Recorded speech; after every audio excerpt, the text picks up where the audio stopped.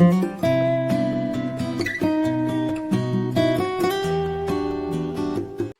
everyone, welcome to Calm Classes. I hope all of you are doing well. आज के video में हम जानेंगे वैदिक सभ्यता के बारे में। पिछले के वीडियोस में हमने सिंधु घाटी सभ्यता के बारे में देखा था। उसमें हमने जाना कि कौन कौन सी शहरें हैं, उनकी जीवन शैली कैसी है और किन किन चीज़ों का प्रयोग करते थे, और उन पर कुछ बहुविकल्पी प्रश्न भी देखे। अब देखते हैं वैदिक सभ्यता के बारे में। वेद क्या होता है? हम क्योंकि भारत में रहते हैं और भारत को वेदों का ज्ञाता माना जाता है,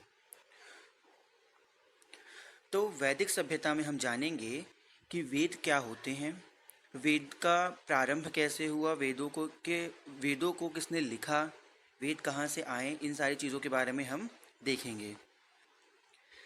ध्यान रखिएगा कि सिंधु घाटी सभ्यता के बाद वैदिक सभ्यता का जो आरंभ हुआ था, इसका एक महत्वपूर्ण कारण था। तो ये हम देखेंगे आगे कि किस कारण से वैदिक सभ्यता का उत्पन्न हुआ। आप जानते होंगे कि ज्ञान की बात की जाए तो ब्राह्मण को सबसे ज़्यादा ज्ञानी माना गया है वेदों के अनुसार, इसलिए वेद जो है वो ब्राह्मणों द्वारा लिखा गया था। आइए देखते हैं कि इसकी अवधि कब से शुरू हुई थी। तो वैदिक सभ्यता या वैदिक युग की अवधि जो है वो 1500 से 600 ईसा पूर्व तक चली थी। यानी बोला जा सकता है कि सिंधु घाटी सभ्यता के तुरंत बाद से ही वैदिक सभ्यता आई है। इस सभ्यता में जो चीज़ें प्रचलित थी, जिनका प्रचलन था, वो था समाज की संस्कृति और परंपराएं। इस सभ्यता में समाज की संस्कृति के बारे में और उनकी परंपराओं को बहुत ज़्यादा महत्व दिया गया था। यहाँ यह ध्यान दिया जाना चाहिए कि 1500 ईसा पूर्व तक सिंधु घाटी सभ्यता के पतन के बाद सभ्यता की अगली लहर भारत गंगा के मैदान के आर्यन कब्जे के रूप में आकार लेना शुरू कर दिया। तो यहाँ हम ये देखेंगे कि आर्यंस कौन थे। तो आर्यंस उन्हें बोला जाता था जो एक अच्छे घर से बिलोंग करते थे। Those who belongs to a good family are called Aryans। अब देखते हैं कि आर्यंस ने इसकी स्थापना कैसे की। आमतौर पर आर्यों की आयु को वैदिक युग के रूप में माना जाता है, क्योंकि इस समय चार प्रमुख वेद की रचना की गई थी। उन चारों वेदों को अभी हम आगे देखेंगे। अब ये जान लेते हैं कि आर्यन शब्द कहाँ से आया है। तो आर्यन शब्द संस्कृत शब्द है जो आर्य से लिया गया है। आर्यन शब्द को आर्य से, संस्कृत शब्द के आर्य से लिया गया है, जिसका अर्थ होता है महान, या जिसको सामान्य नहीं बोलते हैं, जैसा कि माना जाता है। और कुछ इतिहासकारों द्वारा इस पर सहमति भी व्यक्त की गई है कि ये रूसी स्टेप से पहुँचे थे आर्यंस। ठीक, और आर्यंस वो थे जो एक अच्छी फैमिली से बिलोंग करते थे। और ये भी कहा जाता है कि आर्यंस ने ही कास्ट सिस्टम का कॉन्सेप्ट जो है वो लाया था। लेकिन ये जो कॉन्सेप्ट है वो लेटर वैदिक में बना था, अर्ली वैदिक में ऐसा कुछ भी नहीं था। हम इसके लेटर वैदिक और अर्ली वैदिक के बारे में भी आगे देखेंगे। अभी आर्यंस के बारे में कुछ और चीज़ों को भी देखते हैं। तो कि विभिन्न विद्वानों ने इनकी उत्पत्ति के बारे में अलग अलग राय दी है। इनकी उत्पत्ति के बारे में अलग अलग राय दी। बाल गंगाधर तिलक ने तर्क दिया कि आर्य जो हैं वो आर्कटिक क्षेत्र से अपनी खगोलीय गणना के बाद आए थे। आर्कटिक क्षेत्र से आर्य आए थे, ये बाल गंगाधर तिलक द्वारा तर्क दिया गया था। और अगर इनके भाषा के बारे में बात की जाए तो जैसा कि हमें पता है कि जो वैदिक सिविलाइजेशन की स्थापना हुई और जो वेदों को लिखा गया, वो वेद जो हैं वैदिक सिविलाइजेशन में ही लिखे गए, और ये वेद जो हैं वो संस्कृत में लिखे गए थे। तो इस हिसाब से ये कहा जा सकता है कि वेद जो इनकी भाषा थी वो संस्कृत थी। और इनके बारे में कुछ और चीज़ें भी देखते हैं। तो वे अर्ध घुमंतु देहाती लोग थे। अर्ध घुमंतु का मतलब होता है सेमी नोमैडिक। वो सेमी नोमैडिक थे और जिन्होंने शहरी हड़प्पा वासियों की तुलना में ग्रामीण जीवन व्यतीत किया था, यानी कि जो वैदिक सभ्यता के लोग थे वो ग्रामीण जीवन व्यतीत करते थे। तो इनके बारे में ये कहा जा सकता है कि ये कहीं ना कहीं घूमते रहते थे। और दूसरा कि वे लोग जो पशुपालन करते हों, कृषि करते हों, और उन्हें पोस्टल कह सकते हैं, पोस्टल यानी कि देहाती। और जो तीसरा पॉइंट है वो है कि वैदिक सभ्यता एक ग्रामीण सभ्यता थी, एक रूरल सभ्यता थी। जैसा हमने पिछले वीडियो में देखा कि इंडस सिविलाइजेशन जो था वो एक अर्बन सभ्यता थी, एक शहरी सभ्यता थी, और जो ये वैदिक सभ्यता है वो एक ग्रामीण सभ्यता। अब हम आगे वेदों के बारे में देखते हैं। तो वैदिक साहित्य क्या है?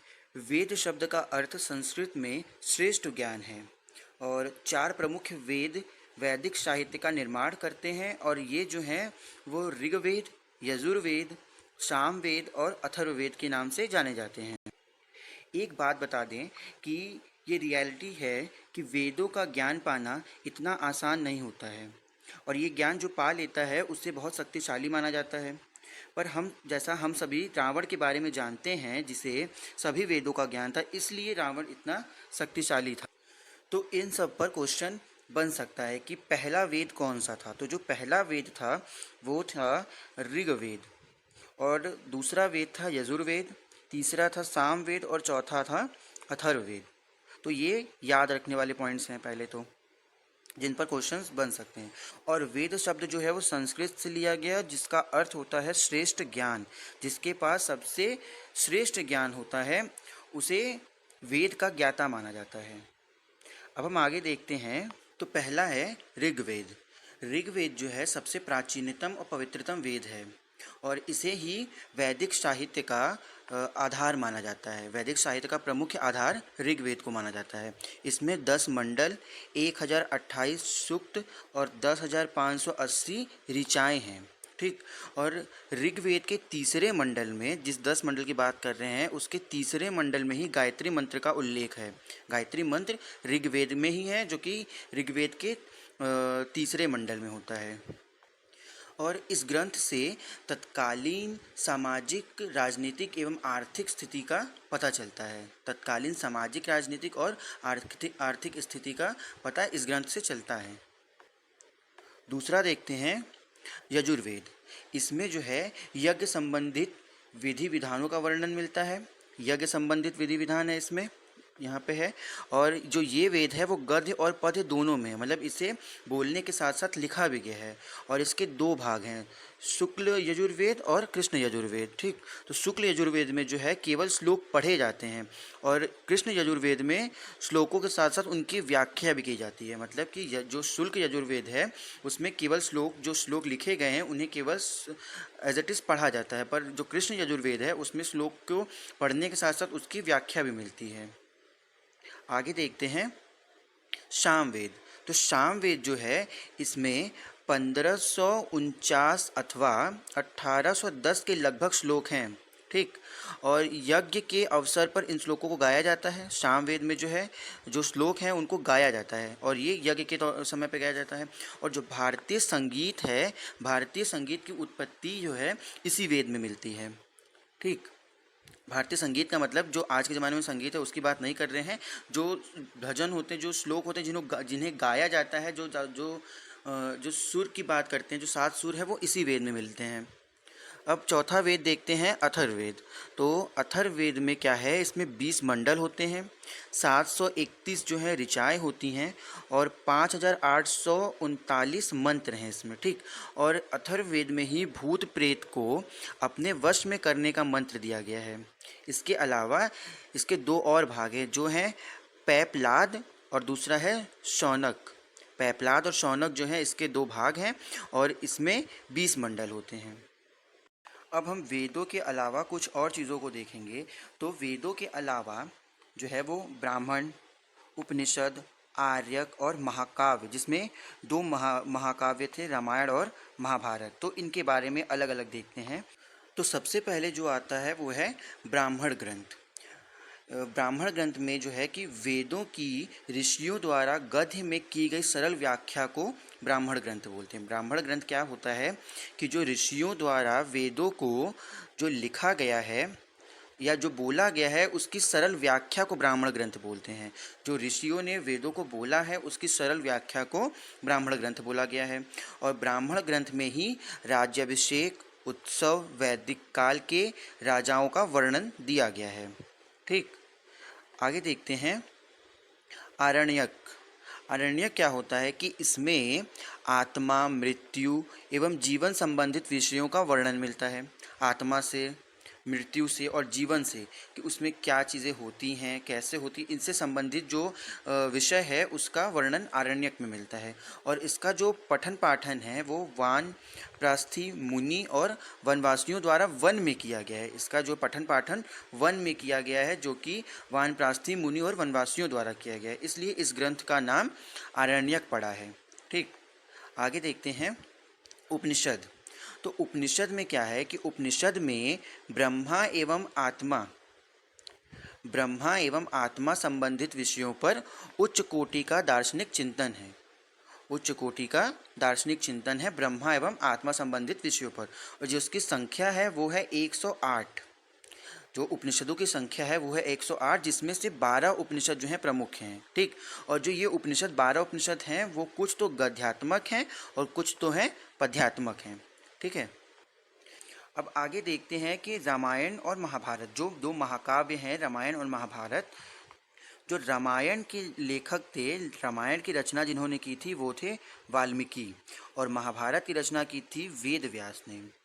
बाद में रामायण को, जो कि रामायण संस्कृत में लिखा हुआ है, तो बाद में जब रामायण को हिंदी में लिखा गया तो उसे तुलसीदास ने लिखा था। रामायण को हिंदी में तुलसीदास ने लिखा था। अब एक पॉइंट के बारे में जानते हैं। तो जैसा हमें पता है कि हमारे दो महाकाव्य हैं, पहला महाभारत और दूसरा रामायण, तो ये दोनों वैदिक सभ्यता में ही हुए, ये भी हमें पता है। ठीक, तो अब ये जानने वाली बात है कि पहले रामायण हुआ कि पहले महाभारत हुआ। ठीक, तो अब देखिए, आप सब ये बोलेंगे कि रामायण पहले हुआ, पर नहीं, सबसे पहले हुआ था महाभारत। बताते हैं कैसे। देखिए, वैदिक काल के दो पीरियड थे। पहला था अर्ली वैदिक और दूसरा था लेटर वैदिक पीरियड। ठीक, तो जो महाभारत था वो महाभारत अर्ली वैदिक पीरियड में हुआ और रामायण जो है वो लेटर वैदिक पीरियड में हुआ। और एक और बात कि जो कास्ट सिस्टम आया था, वो कास्ट सिस्टम जो है वो लेटर वैदिक पीरियड में बना। अर्ली वैदिक पीरियड में ऐसा कुछ नहीं था। मतलब कि महाभारत के समय में जो कास्ट सिस्टम था उस पर कोई फोकस नहीं था, लेकिन रामायण के समय में कास्ट सिस्टम पर फोकस था। उस समय कास्ट सिस्टम जो है वो आ चुका था समाज में। अब हम उपवेद के बारे में जानते हैं। तो जो प्रत्येक वेद हैं, जो चारों वेद हैं, ऋग्वेद, यजुर्वेद, सामवेद और अथर्ववेद, इनके अपने अपने उपवेद भी हैं। तो इनको देखते हैं। तो जो पहला उपवेद है वो है आयुर्वेद। आयुर्वेद जो है वो ऋग्वेद का उपवेद है और इसका संबंध जो है वो रसायन शास्त्र, खनिज विज्ञान और शल्य चिकित्सा से है। अब दूसरा देखते हैं कि दूसरा जो है वो है धनुर्वेद। धनुर्वेद जो है यजुर्वेद का उपवेद है। ठीक, और इसका जो है विवरण जो है, इसका वर्णन जो है वो अस्त्र शस्त्र चलाने की विधियों का वर्णन इसमें है। धनुर्वेद में अस्त्र शस्त्र चलाने की विधियों का वर्णन है। तीसरा जो है वो है गंधर्ववेद, जो कि सामवेद का उपवेद है, और चौथा शिल्पवेद है, जो कि अथर्ववेद का उपवेद है। तो ये चारों उपवेद जो हैं वो याद रखने वाली चीज़ें हैं। तो हम एक बार फिर से इसको देख लेते हैं कि जो ऋग्वेद का उपवेद है वो है आयुर्वेद। ऋग्वेद का जो उपवेद है वो है आयुर्वेद, और यजुर्वेद का जो उपवेद है वो है धनुर्वेद, और सामवेद का है गंधर्ववेद, और अथर्ववेद का जो है वो है शिल्पवेद। ठीक, अब आगे हम वैदिक सभ्यता का वर्गीकरण देखते हैं। तो जो वैदिक काल का वर्गीकरण हुआ था वो हुआ था दो भागों में, और जो इसकी अवधि थी वो थी 1500 से 600 ईसा पूर्व। ठीक, और इसे दो व्यापक भागों में विभाजित किया गया। पहला था प्रारंभिक यानी कि अर्ली वैदिक पीरियड, और दूसरा था बाद में वैदिक पीरियड यानी कि लेटर वैदिक पीरियड। तो जो प्रारंभिक वैदिक काल था वो जो काल था वो 1500 से 1000 ईसा पूर्व तक था, जिसे ऋग वैदिक काल भी कहा जाता है। प्रारंभिक वैदिक काल को ऋग वैदिक काल भी कहा जाता है। और दूसरा जो बाद में वैदिक काल आया वो था 1000 से 600 ईसा पूर्व तक। ठीक, तो अब हम पहले प्रारंभिक वैदिक काल के बारे में जानते हैं। तो प्रारंभिक वैदिक काल में जो था वो कुल राजनीतिक संगठन की मूल इकाई थे। जो कुल होते थे वो राजनीतिक संगठन की मूल इकाई को कुल माना जाता था। ठीक, और उस समय जो परिवार थे, अलग अलग और परिवार थे, वो मिलकर ग्राम का गठन किए।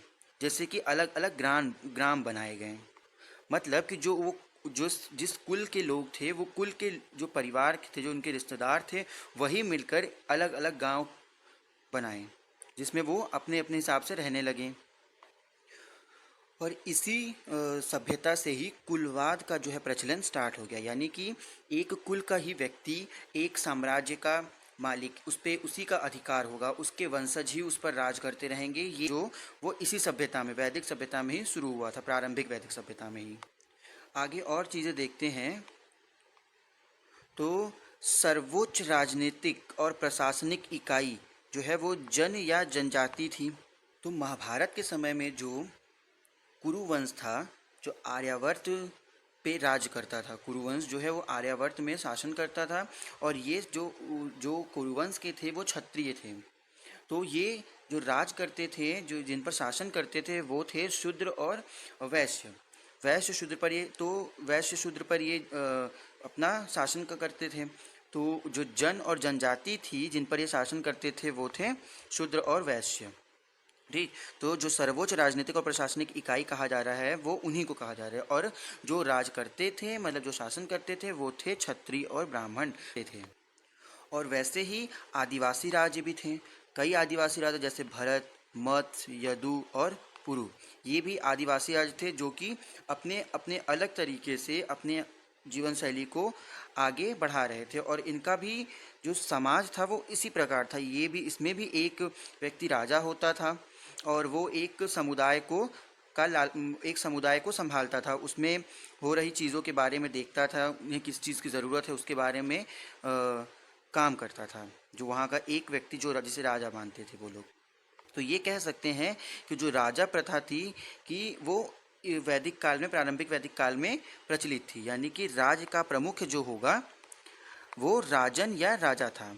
और ऋग्वैदिक जो है राज व्यवस्था समान रूप से वंशानुगत राजतंत्र थी। ऋग्वैदिक में जो राज व्यवस्था थी सामान्य रूप से वंशानुगत राजतंत्र थी। मतलब कि एक ही वंश के जो पीढ़ी दर पीढ़ी लोग थे वही उस राज्य पर राज करते रहते थे। कोई और या तो किसी और तरीके से युद्ध करके उस राज्य को जीत ले तो दूसरा जो जीता वो राज करेगा, पर वो फिर उसके ही वंश जो है उस पर राज करते जाएंगे जब तक कि उस पर कोई दूसरा व्यक्ति अपना अधिकार न कर ले, अपना युद्ध करके अपना सत्ता न वो करे, युद्ध करके उसे जब तक ना जीत ले। और ये जान ले कि जो प्रारंभिक वैदिक काल था उसमें बाल विवाह और सती प्रथा नहीं होती थी और सामाजिक विभाजन कठोर नहीं था। सामाजिक विभाजन का मतलब हुआ कि जैसे 4 भागों में समाज को विभाजित किया गया था। वो 4 भाग थे। पहला था ब्राह्मण, दूसरा था क्षत्रिय,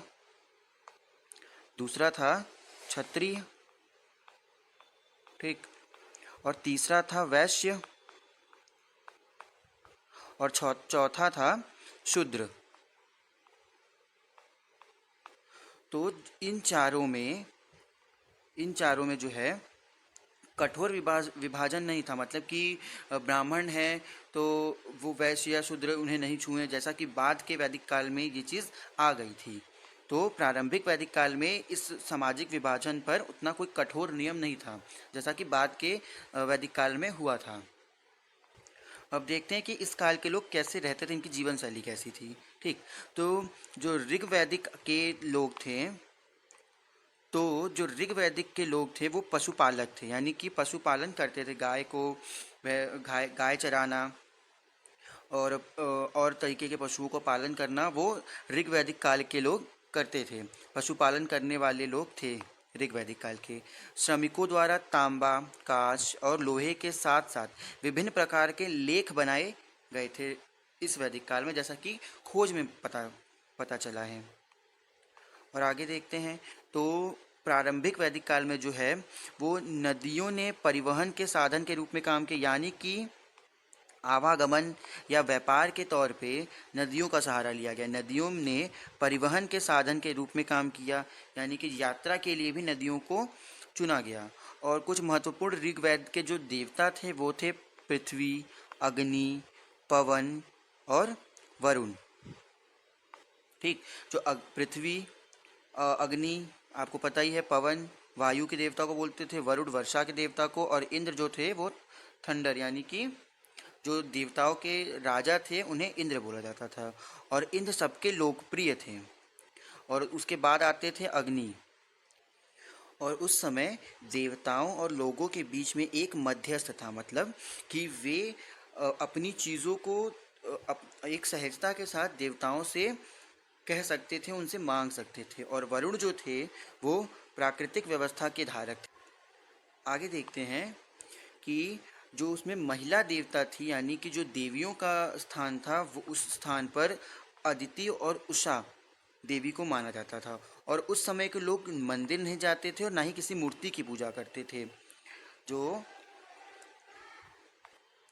और उस समय किसी भी चीज़ को मांगने के लिए वो देवताओं की प्रार्थना करते थे, यानी कि एक तरीके से तप करते थे पुरस्कार पाने के लिए, कि उन्हें वरदान मिले कि उन्हें वरदान मिले, तो इसलिए वो देवताओं की प्रार्थना करते थे। अब लेटर वैदिक काल के बारे में देखते हैं। तो लेटर वैदिक काल में क्या हुआ कि इंद्र और अग्नि ने अपना महत्व खो दिया। अब लेटर वैदिक काल में इंद्र और अग्नि की पूजा, यानी कि उनको मानना लोगों ने बंद कर दिया। और उस समय उन्होंने प्रजापति यानी निर्माता, विष्णु को रक्षक के रूप में और रुद्र को विध्वंसक के रूप में मानने लगे लोग। जैसा कि हम जानते हैं कि प्रजापति यानी कि ब्रह्मा जी, विष्णु जी और शिव जी जो है वो इसमें इनकी पूजा करनी शुरू हो गई थी। और देखते हैं आगे। तो इसमें जो है वर्ण व्यवस्था जो प्रचलित हुई थी, जो प्रारंभिक में भी थी, वो तो इस वर्ण व्यवस्था में जो है एक कठोरता आ गई, एक क्रूरता भी आ गई। मतलब कि शूद्र के ऊपर बहुत सारे नियम लगाए गए, जैसे कि उन्हें मंदिरों में जाना बंद कर दिया गया था। और भी बहुत सारी चीज़ें हुई जो इन चारों जो सामाजिक व्यवस्था थी उसमें बदलाव का कारण बना। क्षत्रियों ने अपना ही वर्चस्व सबसे ऊपर रखा, वो ही हर जगह अपने आप को श्रेष्ठ मानते रहे। और वैश्य और शूद्र जो है इस जनजाति में जो है सबसे नीचे रह गए और इन्हें सबसे ज़्यादा यातनाएं झेलनी पड़ी थी। और कुछ चीज़ें जो बाद के वैदिक काल में, जो प्रारंभिक वैदिक काल से बदल गए, वो देखते हैं। तो वो उसमें क्या क्या हुआ। तो बाद के वैदिक काल में जो है यज्ञ और अनुष्ठान जो है अधिक विस्तृत हो गया, यानी कि ज़्यादातर लोग यज्ञ, अनुष्ठान, पूजा पाठ में ध्यान देने लगे। लेकिन प्रार्थनाओं के महत्व में गिरावट है, यानी कि वो एक स्वार्थ के कारण यज्ञ और पूजा करते थे, किसी चीज़ की लालसा को लेकर यज्ञ और पूजा करते थे। उस समय बाल विवाह जो है वो आम हो गया। वनों को साफ करके अधिक भूमि को खेती के अधीन रखा गया और खाद के ज्ञान का भी विकास देखा गया था बाद के वैदिक काल में। तो ये थी वैदिक सभ्यता के बारे में कुछ महत्वपूर्ण चीज़ें। अब हम वैदिक सभ्यता पर कुछ बहुविकल्पी सवाल भी देख लेते हैं। तो आइए देखते हैं। पहला जो है वो है, निम्नलिखित में से किस वेद में यज्ञ सूत्र है। ए ऑप्शन है सामवेद, बी है ऋग्वेद, सी है यजुर्वेद और डी है अथर्ववेद। तो इसका जो राइट आंसर है वो है यजुर्वेद। यजुर्वेद में ही यज्ञ सूत्र को बताया गया है। नेक्स्ट क्वेश्चन देखते हैं कि वैदिक काल की दो लोकप्रिय सभाएं थीं। वैदिक काल की दो लोकप्रिय सभाएं कौन कौन सी थी। तो पहला है सभा और महासभा, दूसरा है महासभा और गढ़ सभा, तीसरा है सभा और समिति, और चौथा है उर और कुलास। तो जो इसका राइट आंसर होगा वो होगा सभा और समिति। इसकी जो दो लोकप्रिय सभाएं थी वो थी सभा और समिति। नेक्स्ट क्वेश्चन देखते हैं। जिस ऋषि के बारे में कहा जाता है कि उन्होंने दक्षिण भारत का आर्यकरण किया था वो थे, ए है याज्ञवल्क्य, बी है वशिष्ठ, सी है अगस्त्य और डी है विश्वामित्र। तो इसका राइट आंसर होगा ऋषि अगस्त्य। ऋषि अगस्त्य ने ही दक्षिण भारत का आर्यकरण किया था। नेक्स्ट क्वेश्चन देखते हैं। ऋग्वैदिक आर्यों को नेक्स्ट क्वेश्चन देखते हैं। ऋग्वैदिक आर्यों को किसके द्वारा शासित किया गया था? ऋग्वैदिक आर्यों को किसके द्वारा शासित किया गया था? ऑप्शन ए है जनजाति गणराज, ऑप्शन बी है लोकतंत्र का रूप, ऑप्शन सी है राजशाही सरकार और ऑप्शन डी है बड़ों द्वारा नियम। तो जो ऋग्वेद में आर्यों को शासित किया गया था वो था राजशाही सरकार। राजशाही सरकार द्वारा राज्यों को जो है आर्यों को शासित किया, मतलब कि जो राजा होता था उसके द्वारा बनाए गए नियमों द्वारा ही उस समय चीज़ों को चलाया जाता था। लोकतांत्रिक रूप से अब चल रही हैं भारत में चीज़ें, जो लोकतांत्रिक तौर पर चलती हैं वो अब के भारत में चल रही हैं। नेक्स्ट क्वेश्चन देखते हैं। वैदिक कर्म कांडों के खिलाफ पहला आंदोलन किस सदी में हुआ था? ऑप्शन ए है 19वीं शताब्दी ईसा पूर्व में, ऑप्शन बी है 14वीं शताब्दी ईसा पूर्व में, सी ऑप्शन है 5वीं शताब्दी ईसा पूर्व में और डी ऑप्शन है 600 ईसा पूर्व में। तो जो वैदिक कर्मकांडों के खिलाफ आंदोलन शुरू हुआ था वो हुआ था 600 ईसा पूर्व में, और इसी समय जो लोग इसके खिलाफ हुए थे उन्होंने ही दो और चीज़ों को जो है वो बनाया था। वो जो चीज़ें थी वो थी बुद्धिज़्म और जैनिज़्म। बुद्धिज़्म और जैनिज़्म को 600 ईसा पूर्व में इसी आंदोलन के तहत बनाया गया था, क्योंकि इन्हें कुछ नियम पसंद, मतलब इन्हें कुछ नियमों से वो इन्हें कुछ नियमों के खिलाफ थे। जो बुद्धिज़्म और जैनिज़्म बने वो वैदिक सभ्यता के कुछ नियमों के खिलाफ थे। इसी कारण इन्होंने आंदोलन किया और अपने अपने अलग अलग धर्म को बनाया, जैसे जिसमें पहला था बुद्धिज़्म था पहला, और दूसरा था जैनिज़्म जिसमें बौद्ध जो थे और दूसरे थे जैन। तो ये रहा वैदिक सभ्यता के बारे में पूरा, जिसमें हमने वैदिक सभ्यता की स्थापना किसने की, कब हुआ, इसके वर्गीकरण के बारे में, उनके अंदर लोग मतलब कैसे रहते थे, कौन सी सभ्यता कब कब हुई, और वेद क्या हैं, कौन कौन से वेद हैं, इसके बारे में देखा और उस पर कुछ बहुविकल्पीय प्रश्न भी देखे।